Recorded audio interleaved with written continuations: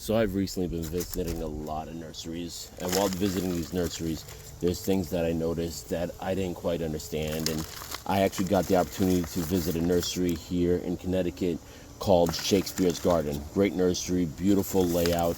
It literally looks like a park with tons and tons of plants. Like, you could literally walk up and down the park, pick a plant you like, buy it, and take it home. It's a beautiful nursery. If you ever get the chance to go, go. So, like I said, I've been visiting, and I actually visited a lot of them, but one of the ones I visited was Shakespeare's Garden.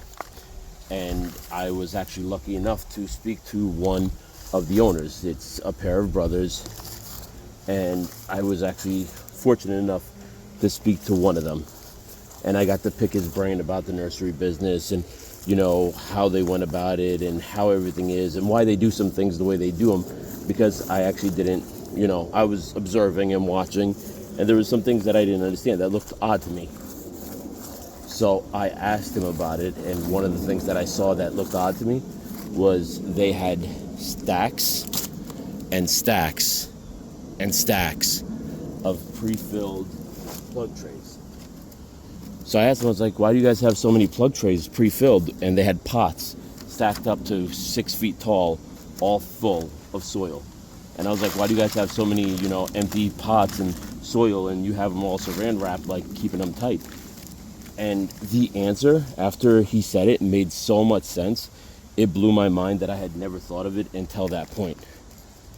What they do is that at the beginning of their season, when their employees come back, they fill tons and tons of plug trays, tons and tons of pots. So this way, when they do start propagating or when they start up potting, they're not running around up potting or propagating or filling up soil, containers with soil. They're already pre-filled. They're good to go the moment they need them, instead of, running around, taking cuttings, finding the soil, finding the pots, filling the pots, and then checking, being like, oh crap, I don't have enough soil.